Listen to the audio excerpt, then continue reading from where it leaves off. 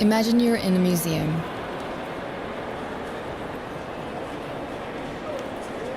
What do you hear? The sensation of remembering or imagining sound is called phonemesis. Phonemesis is a mental activity that involves internal listening. Examples include recalling to memory sounds linked to a situation, or creating sound textures in the context of composition.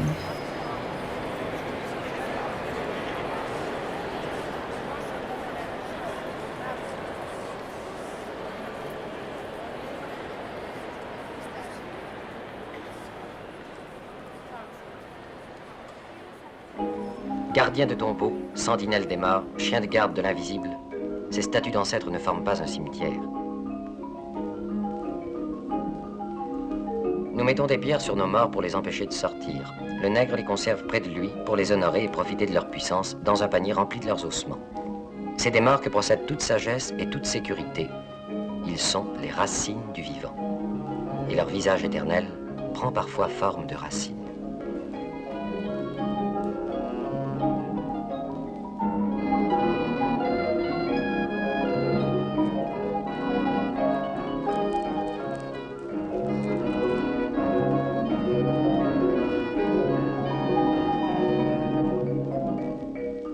Ces racines fleurissent. La beauté involontaire des animaux et des plantes éclaire un visage de jeune fille.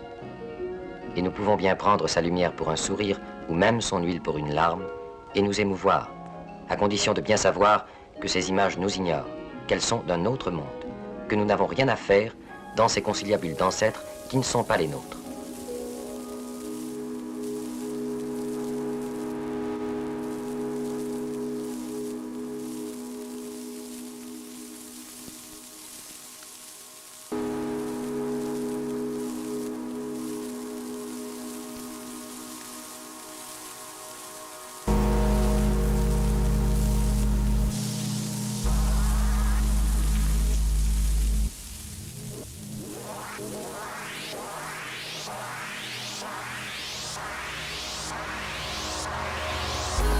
Consider the hip pendant regalia accession number AF19100513.1 at the British Museum.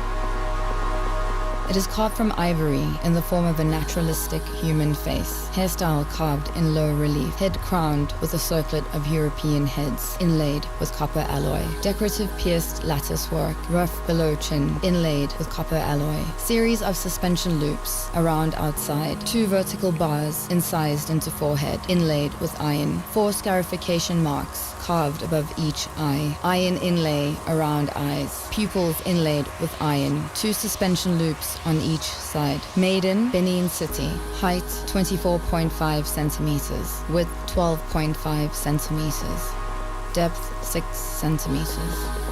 This type of mask was worn by the Oba on the hip during important ceremonies. The mask is said to represent Idia, mother of Oba Isigi, who ruled in the 16th century. The top of the hip mask is decorated with heads representing the Portuguese, symbolizing Benin's alliance with and control over Europeans. The top of the hip mask is decorated with heads representing the Portuguese, symbolizing Benin's alliance with and control over Europeans. The Portuguese continued to appear in Benin art long after they had disappeared from Benin itself. They are recorded as being found in a cache in the bedchamber of the Oba in Benin City, and were looted during the British expedition of 1897. Excavator, Sir Ralph Moore. Acquisition date, 1910. Current location, not on display. The organizers of Festac 77 asked the British Museum for the 16th century ivory mask, but the museum refused, with concerns around the object's fragility.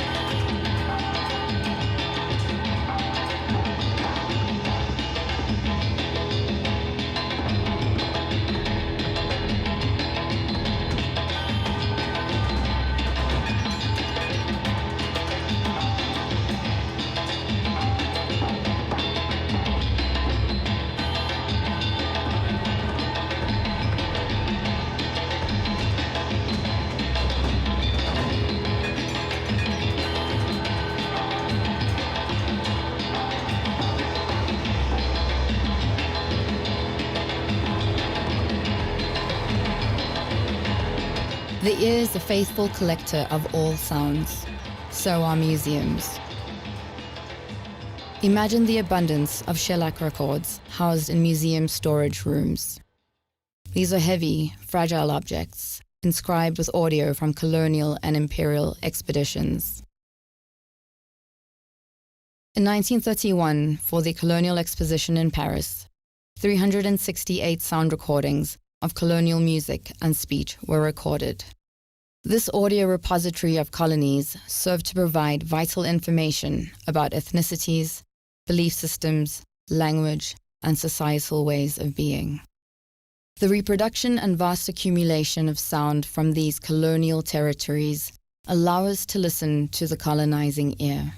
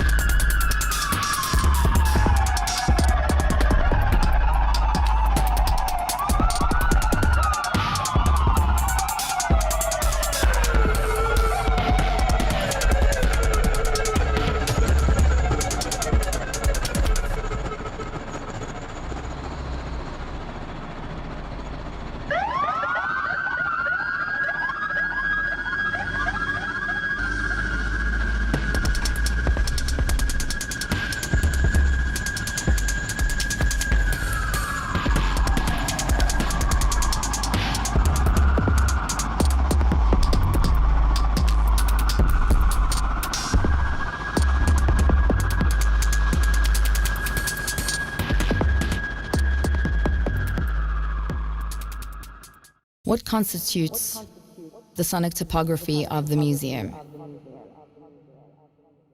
Do you listen to the museum? Does the museum listen to you? What grain of voice does the museum speak with? What does it whisper in your ear? Do you trust what you hear? What do you hear when confronted with settler colonial forms of perception? Au commencement était la pierre, et la pierre provoqua la possession, et la possession la ruée. Et dans la ruée débarquèrent des hommes aux multiples visages qui construisirent dans le roc de chemin de fer, fabriquèrent une vie de vin de palme, inventèrent un système entre mine et marchandises.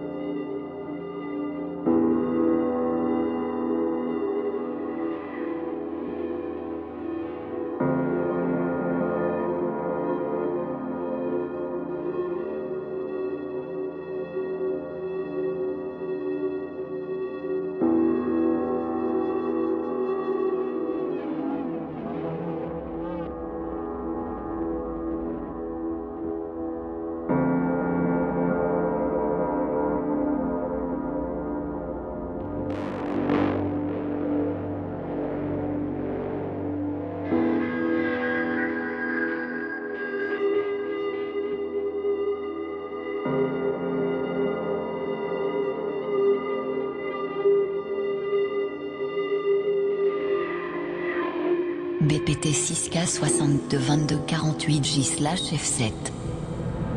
Préface. L'Union sud-africaine ayant décidé tardivement de participer à l'exposition coloniale internationale, nous nous sommes vus obligés de nous limiter à occuper une cellule de la Cité des Informations. Par cette participation, par l'exposition des échantillons de nos produits, par notre résumé historique et économique et par les renseignements que la délégation sera toujours disposée à donner, nous désirons démontrer les grands progrès faits par le pays depuis 1910.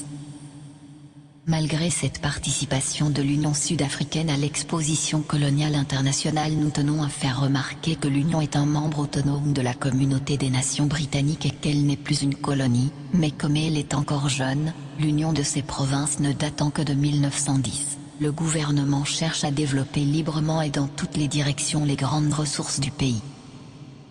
Nous désirons donc trouver des débouchés pour nos produits, nouer des relations commerciales avec ceux qui veulent importer chez nous. Nous cherchons des capitalistes qui, à leur propre avantage, pourraient aider à notre développement agricole, minier et industriel.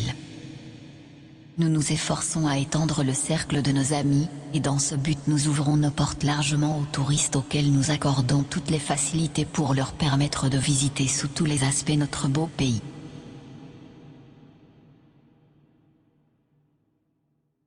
BPT 6K62 2248J/F9.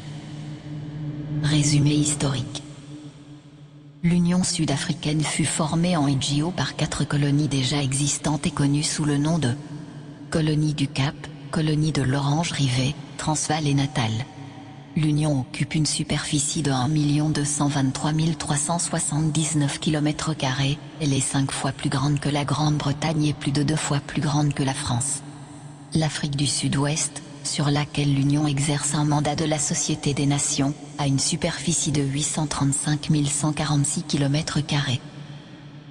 Bien que le cap de Bonne-Espérance ait été découvert par le navigateur portugais Bartolomeu Dias dès 1487, la colonie du Cap ne fut habitée par les Blancs qu'en 1652, époque à laquelle la Compagnie hollandaise des Indes orientales décida de s'en servir comme marché d'approvisionnement pour ses bateaux en transit vers la Hollande et l'Orient.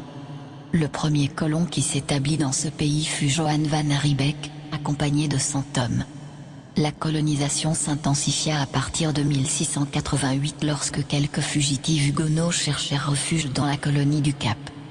Ils se révélèrent bientôt colons intelligents et audacieux, eurent une heureuse influence sur le pays, et en peu de temps lui permirent de prendre un développement considérable.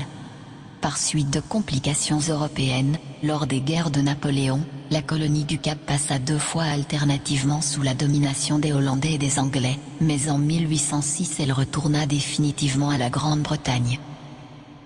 En 1820, près de 3,5 colons anglais débarquèrent dans la baie de Algoa, fondèrent la ville de Port Elizabeth et s'établirent également dans les environs. Au début de la colonisation, ils eurent à souffrir de grandes privations, mais, avec le temps, devinrent un élément de prospérité pour le pays. Une grande partie de la population européenne des centres de Port Elizabeth, Grahamstown et King Williamstown est formée de leurs descendants. BPT 6K62 2248J/F20. Minéraux.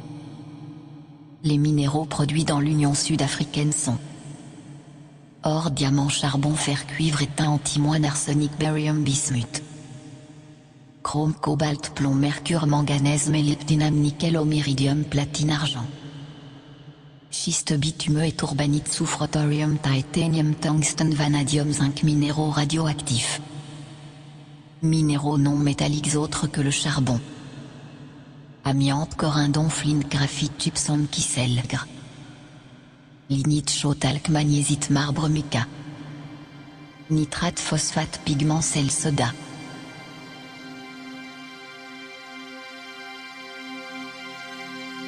On September 15, 2017, the Zika Museums of South Africa in Cape Town closed its ethnographic gallery.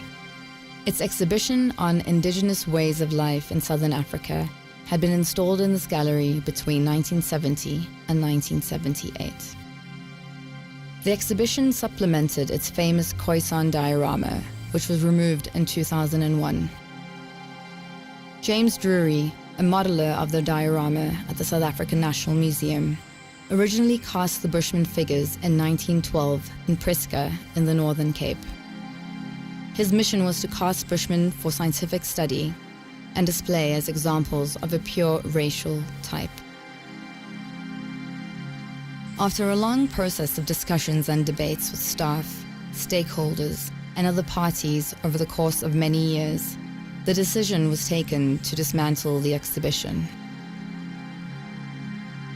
Several meetings were held with the Khoi Busman Nguni Coalition around issues of human remains, as well as the future of the ethnographic gallery. On August 7, 2017, a cleansing ceremony was held in the gallery with the Kai Korana and the Nguni Traditional Authority. The ceremony was also attended by community members, museum staff, as well as academics from the University of Cape Town and the University of the Western Cape.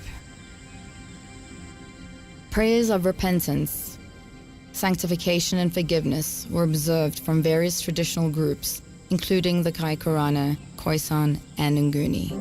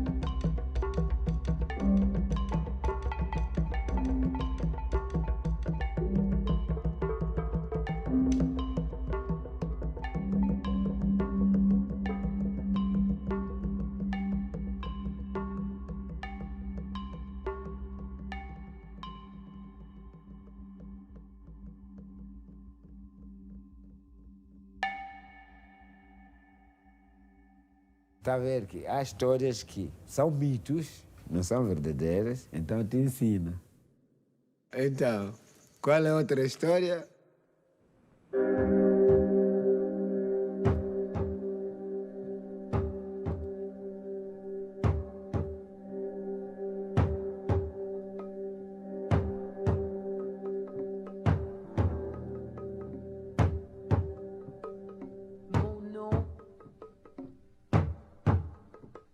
Offensé.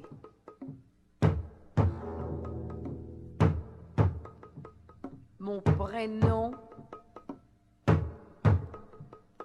humilié.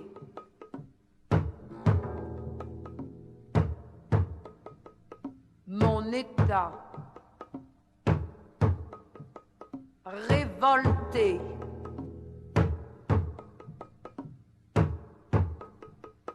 Mon âge, l'âge de pierre.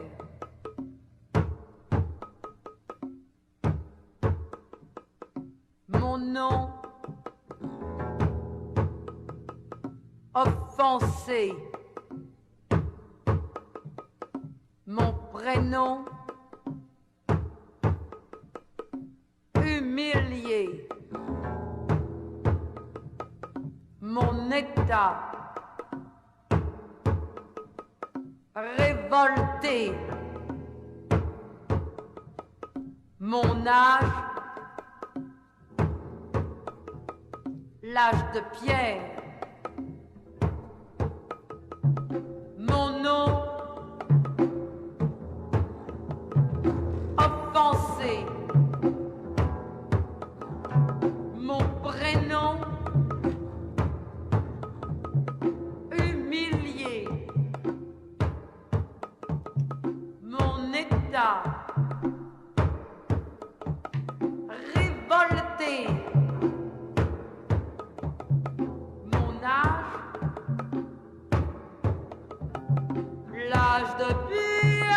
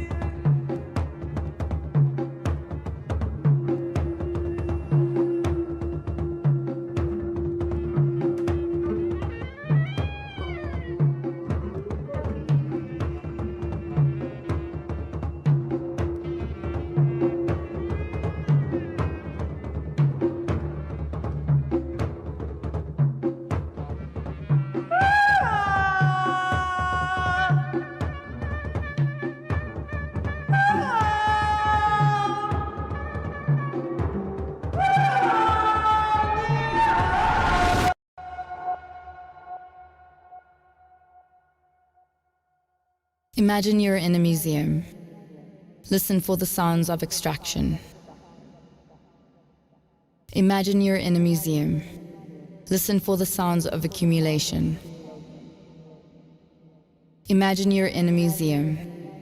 Listen for the stifled echoes resounding in the glass vitrines. Imagine you're in a museum. Listen for the dust settling.